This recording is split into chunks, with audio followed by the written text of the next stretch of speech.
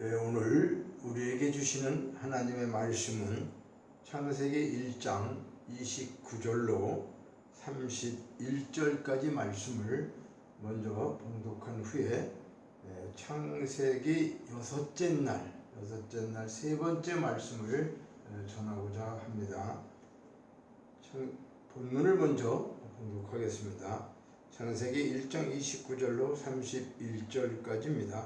하나님이 이르시되 내가 온 지면에 심있는 모든 채소와 씨 가진 열매 맺는 모든 나무를 너희에게 주노니 너희의 먹을거리가 되리라. 또 땅의 모든 짐승과 하늘의 모든 새와 생명이 있어 땅에 기는 모든 것에게는 내가 모든 푸른 풀을 먹을거리로 주노라 하시니 그대로 되니라. 하나님이 지으신 그 모든 것을 보시니 보시기에 심히 좋았더라. 저녁이 되고 아침이 되니 이는 여섯째 날이니라. 천지와 만물이 다 이루어지니라. 아멘.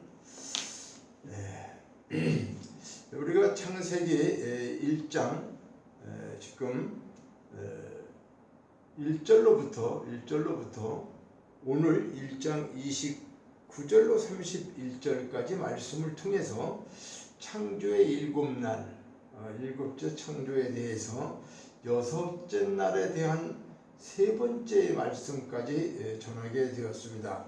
이제 다음 시간에는 일곱째 날을 전하겠지만은 오늘 이 본문 말씀 중에서 26절로 28절의 핵심은 하나님께서는 하아담을 창조하시는 말씀을 했어요. 그래서 지난 시간에는 창조, 발화에 대한 말씀으로 하아담, 그리스도와 연합에 대한 말씀을 전했는데요. 오토라고 하는 것은 오탐을 만들고 아담을 만든다. 그래서 오토는 알레프와 타부의 연결을 말하고 오탐은 그 알레프와 타부의 연합이다. 이렇게 말씀을 드렸습니다. 그 중요한 것은 우리가 성경은 예수 그리스도를 말씀하는 것이죠. 신약과 구약 모든 것이. 그런데 예수의 본질이 뭐냐? 예수의 본질은 빛이고 불이고 생명이라고 하는 것을 통해서 우리에게 예수님에 대한 모든 것들을, 예수 그리스도에 대한 모든 것들을 성경을 통해서 말씀하고 있다. 그래서 그 생명을 내 안에 간직하게 되는 것, 이것이 창세기의 첫째 날에 일어나는 사건이다. 그리고 예수의 생명이 내 안에 들어오는 그 사건, 그것이 첫째 날이라는 거죠. 둘째 날에는 그 사건이 이루어진 생명의 빛이 들어온 사람에 한해서 우리 안에 어떻게 해요? 궁창이 만들어진다. 그러니까 둘째 날의 핵심은 두 돌판, 그러니까 그 성소에서 있었던, 그죠? 법궤 안에 있던 두 돌판, 그건 뭘 상징하느냐? 이건 말씀의 근원을 말씀하고 있다는 거죠. 그래서 그 근원의 말씀이 내 안에 만들어지는데 실질적으로 궁창이다 그러면 둘째 날 궁창이다 그러면 다 지나와 말씀했지만 하늘, 그죠? 하늘과 땅, 운물과 아랫물, 이런 것들을 말하면서 하나님의 영역, 또 우리 사람의 영역, 이런 것들을 말씀을 했습니다. 그래서 알레프, 히브리 원어의 시작, 그렇죠? 첫 번째 알레프와 마지막 타부와의 연결은 창세기 첫째 날과 둘째 날의 연결을 의미하고 있는데, 내 마음 땅에 성소에 불이 붙어 있다. 그러니까 우리 안에 하늘 지성소 안에서 그 언약궤에서 나오는 말씀이 기름 부음으로 임하여 이 불은 꺼지지 않고 어떻게 해요? 타오르게 된다. 그러니까 빛이 들어와서 생명을 받은 사람은 그 언약궤, 하늘 지성소에서 나오는 그 언약궤의 말씀으로 기름 부음이 어떻게 해요? 불을 꺼뜨리지 않게 된다. 계속 타오르게 된다. 이 상태가 오토다. 그래서 하나님은 오탐의 존재를 만드신다고 하는데, 오탐은 알레프와 타부의 연합을 얘기해. 이제 그 알레프에서 타부의 그 관계를 얘기하지만 연합이라는 것은 뭐죠? 합쳐진 거죠. 그렇죠? 그러니까 하나님이 예수님과, 예수님이 하나님 안에, 우리가 예수님 안에, 예수님이 우리 안에, 그럼 우리도 하나님 안에 있는 것이죠. 그래서 이렇게 연합을 말씀하고 있다. 그러면 그리스도와 우리의 연합이라고 하는 것은 하늘과 땅이 합쳐지는 것과 같은 거죠. 아니, 하늘과 땅이 합쳐지는 것과 같다. 하나님은 이것을 아담이라고 말씀하고 있다. 그래서 하나님께서는 7날의 창조를 통해서 아담을 만드시기를 원한다는 거죠. 7날의 창조를 통해서 진정한 아담, 우리가 창세기에 나오는 아담 하와를 말하고 있지만 그 아담이 아니라 하나님이 원하시는 아담은 어떤 것인가, 이것을 말씀하고 있다. 그래서 하나님께서는 7날의 창조를 통해서 아담을 만들기 원하시면서 그리고 생육하고 번성해서 충만하라고 말씀하고 있는 것입니다. 그러니까 첫째 날과 둘째 날의 연합을 통해서 하나님의 것으로 충만하라는 것이죠. 이 충만을 통해서 우리의 마음 땅을 정복하시는데 우리의 의식을 하나님의 의식으로 바꾸는 것을 말씀하고 있어요. 이것을 땅을 정복하고 다스리게 된다. 그러니까 내가 창세기 첫째 날, 둘째 날, 셋째 날을 통해서 하나님의 것으로 충만한 결과물, 심해진 열매가 되게 되면, 그렇게 되면 창세기 넷째 날, 다섯째 날, 여섯째 날 모든 생물들을 내 안에 있는 것으로 다스리게 된다는 것, 이것이 아담의 본질이라고 하는 것을 말씀하고 있습니다. 그래서 1장 29절로 31절에서 여섯째 날이 끝이 나게 되는데, 여섯째 날이 끝이 나게 되는데요, 온 지면에 씨 맺는 모든 채소와 씨 가진 열매 맺는 모든 나무를 너희에게 주노라, 이렇게 말씀했어요. 이 말씀에서 너희는 오탐의 존재를 말씀하고 있다. 그러니까 씨 맺는 채소와 씨 가진 열매는 나무를 양식으로 오탐에게 주신다고 하는 것이죠. 그러니까 우리가 오탐이 뭐라는 것에 대해서 말씀을 했죠. 오탐은 알레프와 타브의 연합을 말씀하고 있다, 이렇게 말씀했어요. 자, 그러면 창세기 셋째 날에 아담이 만들어지기 시작해갖고 그리스도와의 연결이 되는데, 넷째 날에는 통로가 열려서 내 안의 말씀이 밖으로 드러나게 된다. 자, 통로가 열렸다는 것은 그리스도와 연결이 되었다는 것이죠. 그래서 그리스도와 연결되었다고 하는 것은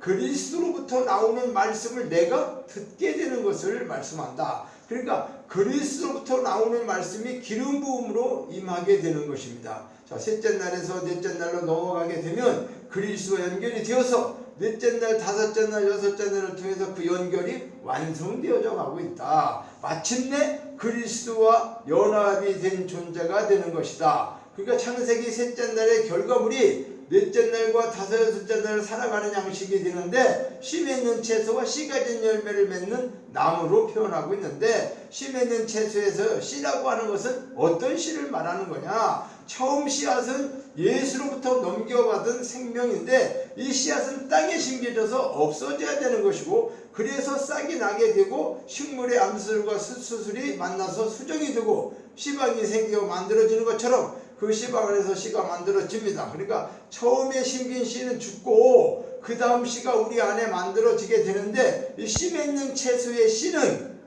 심겨진 씨가 죽고 다음에 만들어지는 씨를 말씀하고 있는데, 자, 내 안에 있는 반석, 지성소의 생수의 근원으로부터 나오는 말씀이 기름 부음으로 임하여 빛을 내고 있음을 의미하는 것이고, 그것이 이 씨라고 하는 것입니다. 그러니까 처음에 씨 맺는 채소, 그 후에 씨 가진 열매가 되게 된다. 식물도 우리가 보면 씨를 심게 되면 그 씨는 죽어요. 1차적인 씨는 죽죠. 그래서 거기서 싹이 나고 또 나무가 되고 또 열매를 맺히게 되는데, 그 식물의 씨방 안에서 만들어지는 것, 그 씨를 어떻게 돼요? 과육이 감싸게 되는 거죠. 우리 과육이라고 하는 것처럼 말씀이 과육이 감싸고 있는 것처럼 씨의 빛을 말하고 있는데, 불을 말씀이 감싸고 있는 것이 씨 가진 열매다, 씨를 가진 열매다 하는 것이 이제 어떤 열매가 되면 그 씨를 과육이, 그렇죠? 그걸 감싸고 있는 것처럼 그렇게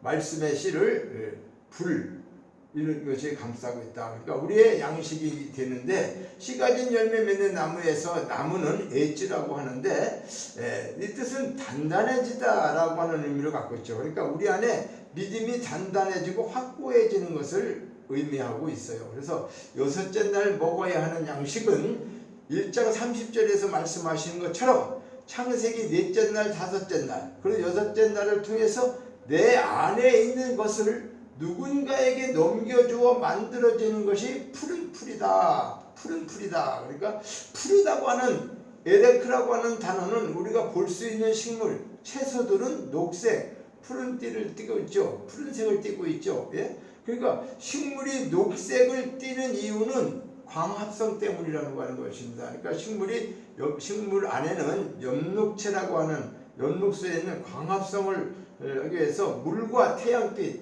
이산화탄소가 필요한데 이 광합작용을 통해서 포도당 에너지를 만들어내고 반드시 빛과 물이 있어야 한다. 우리가 그래서 식물에서 광합성이 일어나는 것처럼 우리 안에서도 그러한 일들이 일어나게 된다. 그래서 창세기 첫째 날, 둘째 날, 셋째 날에 빛과 말씀을 넘겨주고 그러면 그들은 빛과 말씀을 재료로 해서 양식을 만들어지게 되는데 푸른 풀을 양식으로 둔다고 하는 것은 빛과 말씀을 간직한 자들이 다섯째, 여섯째 생물에게 빛과 말씀을 넘겨주어서 그들 안에 양식이 있게 만든다고 하는 말씀이라는 것입니다. 창세기 1장에서는 하나님이 씨 가진 채소, 씨 가진 열매 맺는 나무를 양식으로 주셨다고 했어요. 그런데 창세기 9장에 가면은 노아 홍수 사건이 일어나잖아요. 그렇죠? 그럼 노아 홍수 이후에는 살아있는 짐승도 양식으로 주셨어요. 자, 그러면 짐승은 라메스라고 하고 있습니다.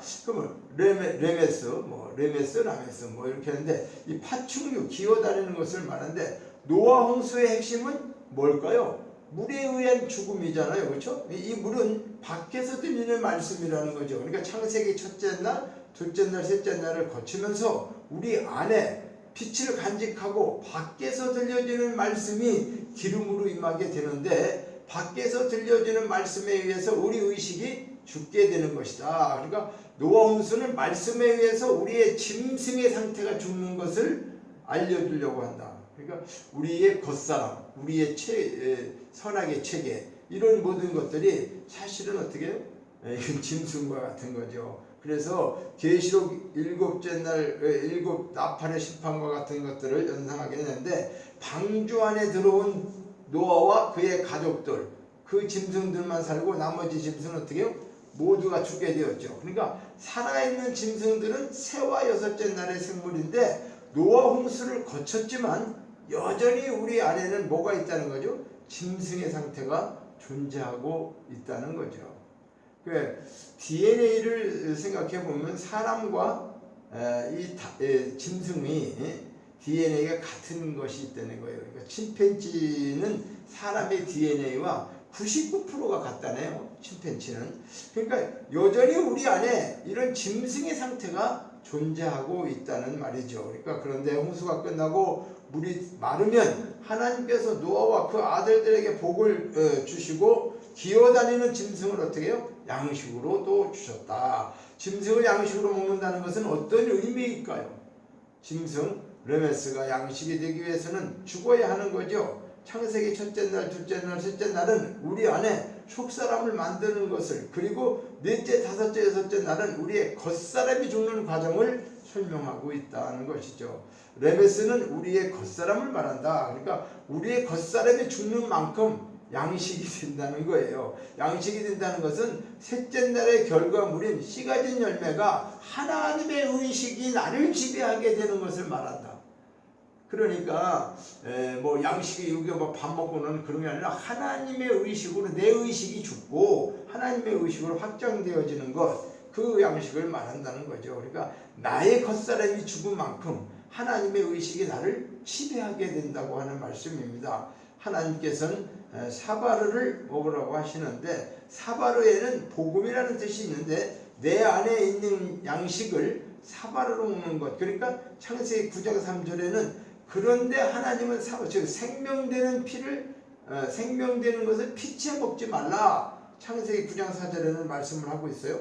그 생명은 네페시인데 영혼, 생명, 목숨이라는 의미를 갖고 있죠. 그럼 이 말씀에서 나오는 네페시는 우리의 옛 의식을 이야기하는데 우리의 옛 의식은 죽어있는 상태라고 하는 거죠. 그러니까 피는 살아있는 생명이고 그 생명이 네페시 안에서 그의 피를 먹으면 또 안 된다고 하는 거죠. 그러니까 무슨 말이냐면 하늘의 양식을 땅의 양식으로 먹지 말라는 것입니다.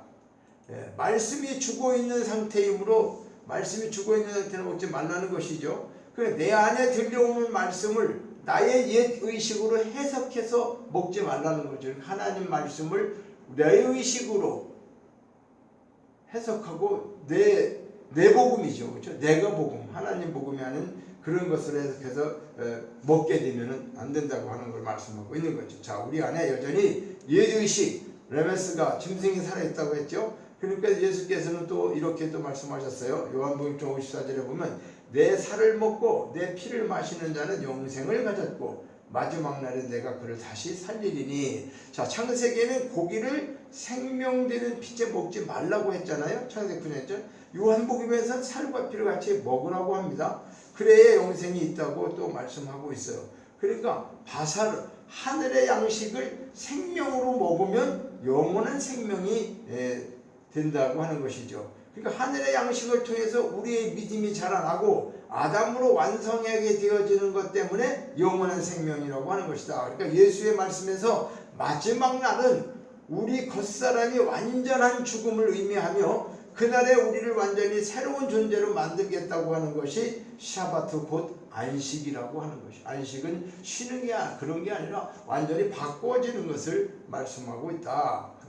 자, 하나님의 나라이며 천국을 안식이라고 하는데 예수의 살, 샤바르, 이 피가 되고 생명이 되어야만 일어나는 일들이다. 그러니까 하나님은 창세기 1장 29절 오늘 30절 말씀을 통해서 내 안에 양식이 존재하고 있다고 하는 것을 말씀하시면서 내 안의 양식을 내가 먹고 그 양식으로 넷째, 다섯, 여섯째 날을 살게 된다. 그래서 이 뜻은 누군가에게 그 양식을 푸른 채소를 넘겨주는 것을 말하는데 푸른 채소를 받아서 식물이 광합성을 하듯이 에너지를 만들어 생명을 유지하는 것처럼 하나님은 이렇게 말씀하시는 거예요. 너희가 아담으로 만들어져 가면 이런 일들이 너희 안에서 이루어져야 된다. 그게 진정한 아담의 완성이야. 그리고 성경은 이렇게 말씀합니다. 하나님이 지으신 모든 것을 보니 보시기에 심히 좋았더라. 1장 31절에 보시기에 심히 좋았더라.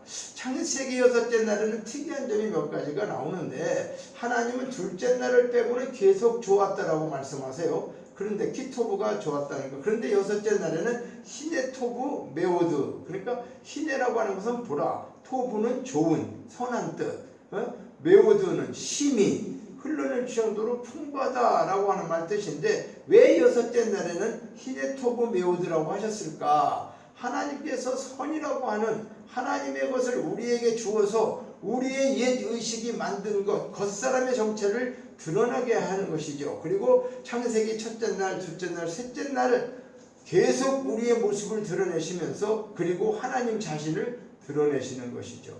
하나님께서는 자신을 드러내기 전에 호세크, 어둠 속에 있던 우리를 하나님이 비밀로 감춰져 있었죠. 그런데 우리에게 빛을 비춰주시고 궁창을 만드시고 결국 아담이라는 존재를 만드심을 통해서 하나님께서는 자기 자신을 어떻게 해요? 드러내시고자 하시는 것이다.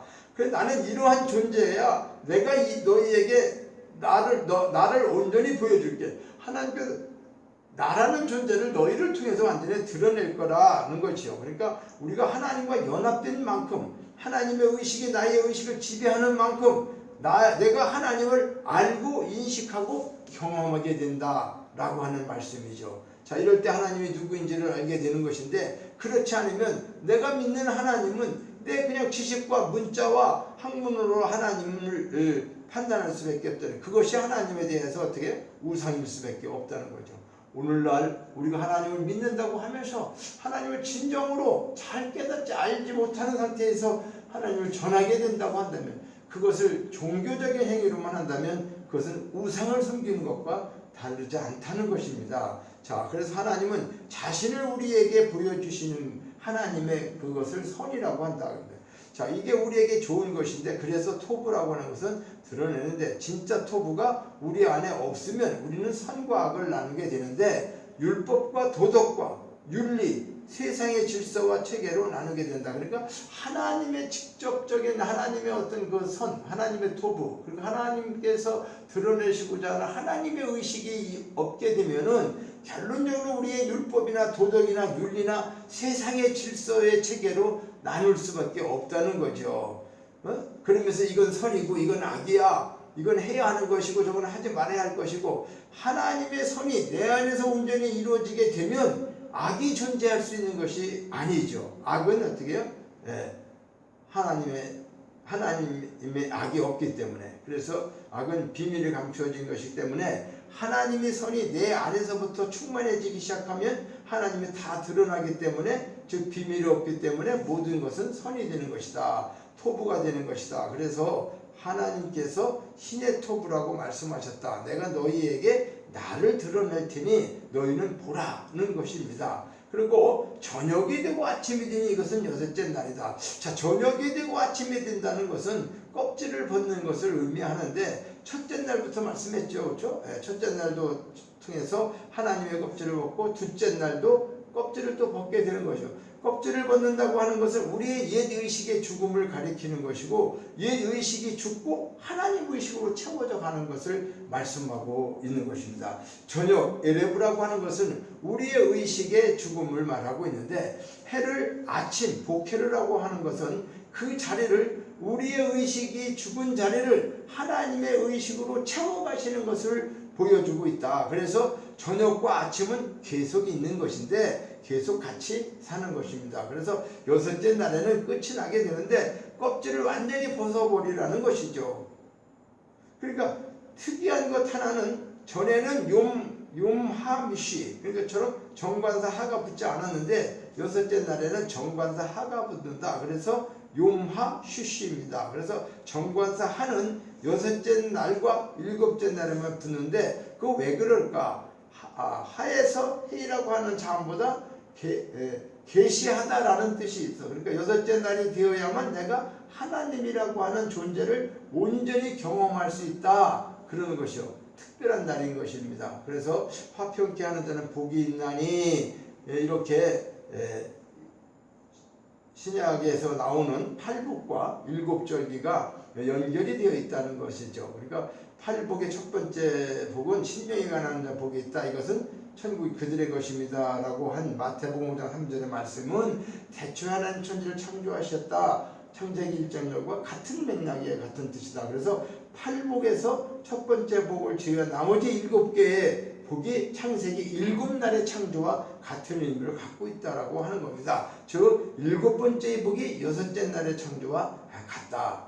그러니까 화평케 하는 자가 복이 있다, 그들이 하나님 아들이라 일컬음을 받는다고 5장에 마태복음 5장 9절에 말씀하죠. 화평케 한다는 것은 어떤 의미일까요? 화평이라는 것은 샬롬이라는 것을 말하고 있죠. 그러니까 하나님의 말씀으로 충만한 것인데, 그 샬롬이 된 자들은 하나님의 아들이다 라고 한다는 것이죠. 아들에게는 두 가지 의미가 있는데, 첫째는 아들은 기업을 상속받게 되죠. 그래요. 세상에 우리도 자녀에게 부모의 기업을 주는 것처럼, 두 번째 아들은 아버지의 일을 또 하게 된다. 그래서 하나님의 아들은 하나님을 상속받게 되고 하나님의 의식이 내 의식으로 지배하게 되며, 하나님으로부터 받아야 되는 상속은 하나님의 말씀 자체, 하나님 자신이라고 하는 사실이죠. 이것을 기업으로 받고 하나님의 일을 하게 된다. 하나님의 일이 무엇일까요?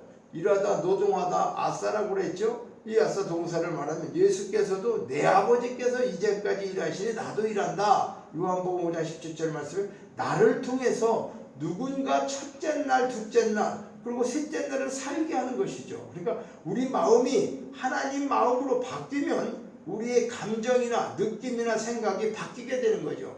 그러니까 세상 모든 것의 의미가 바뀌는 거예요. 율법적인 내 체계에서 있었던, 선악의 체계에서 있었던 것은 어떤 거죠?